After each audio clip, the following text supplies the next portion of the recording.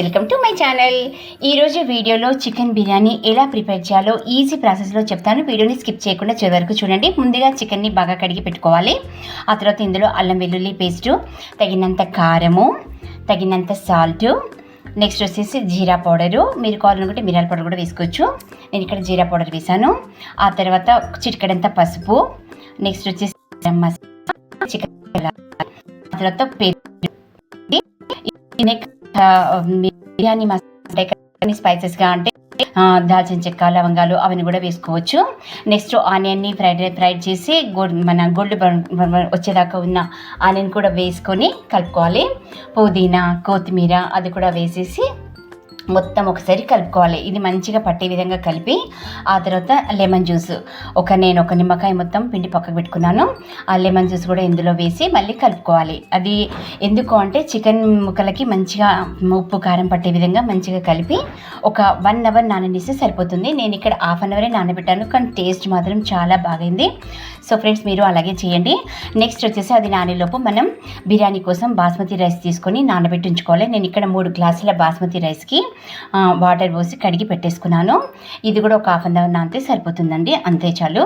ఆ తర్వాత మనం ఇక్కడ బిర్యానీ కోసం ప్రిపేర్ చేసుకుందాం. నేను ఇక్కడ 4 గ్లాసుల నీళ్లు పోసాను. అందులో బిర్యానీ ఆకు, నెక్స్ట్ వచ్చేసి షాజీరా, జీలకర్ర, దాల్చిన చెక్క, లవంగాలు, నెక్స్ట్ అనాస పువ్వు, బిర్యానీ పువ్వు, నెక్స్ట్ బిర్యానీ మొగ్గ, ఇలా అన్నీ కూడా అందులో వేసేసుకోవాలి. కొంచెం ఆయిల్, కొంచెం సాల్ట్ కూడా వేయాలి. అలా వేయడం వల్ల రైస్ చాలా స్మూత్గా మంచిగా అవుతుంది.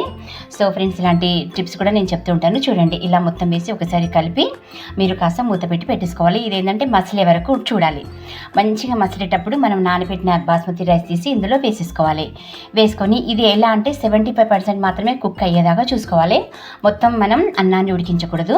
ఆ తర్వాత ఇక్కడ ఆల్రెడీ చికెన్ నానింది కాబట్టి మనం బౌల్ పెట్టుకొని చికెన్ని ఇందులో వేసేసుకొని కొంచెం ఒక 5 మినిట్స్ అలాగే ఉంచితే ఇంకొంచెం మంచిగా కుక్ అవుతుంది. ఆ తర్వాత రైస్ తీసుకొని ఈ విధంగా లేస్లాగా వేసేసుకుంటూ వెళ్ళాలి. మొత్తం ఇదే ప్రాసెస్లో చేస్తే సరిపోతుంది. చూశారు కదా, చాలా సింపుల్ ఈజీ ప్రాసెస్లో మనం చికెన్ బిర్యానీ ఎలా ప్రిపేర్ చేయాలో చూపిస్తున్నాను. ఈ విధంగా మొత్తం వేసేసుకొని ఆనియన్ని నేను ఆల్రెడీ మీకు చెప్పాను కదా, అది గోల్డెన్ బ్రౌన్ వచ్చేదాకా ఉంచి ఈ విధంగా మనం పైన గార్నిష్ చేసుకుంటే చాలా బాగుంటుంది. ఇందులోనే పుదీనా, కొత్తిమీర అది కూడా వేసేసుకోవాలి. ఆనియన్ మనం బ్రౌన్ చేసేటప్పుడు మిగిలిన ఆయిల్ ఉంటుంది కదా, ఆయిల్ కూడా సైడ్లో కొంచెం వేసేసుకోవాలి. ఫుడ్ కలర్ని మీరు ఆప్షనల్ అండి, అది అవసరం అనుకుంటే వేసుకోవచ్చు. నేను ఇక్కడ చిటికెడంత పాలు తీసుకొని అందులో ఫుడ్ కలర్ కలిపి ఇందులో వేసాను.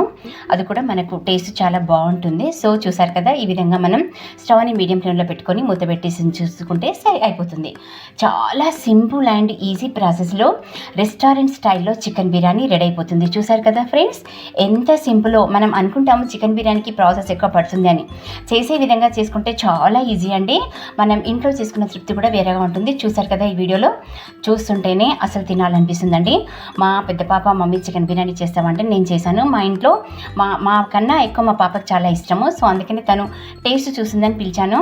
చూసి మమ్మీ చాలా బాగుంది అంది, అందుకే నేను వీడియో పెట్టానండి. సో ఫ్రెండ్స్, మీకు చికెన్ బిర్యానీ నచ్చినట్టయితే మీరు కూడా ట్రై చేయండి. ఈ ప్రాసెస్లో ఎలా వచ్చిందో కామెంట్ చేయండి. ఈ వీడియో కనుక నచ్చినట్టయితే లైక్ చేయండి, షేర్ చేయండి, సబ్స్క్రైబ్ చేయడం అంటే సబ్స్క్రైబ్ చేయండి. Thanks for watching.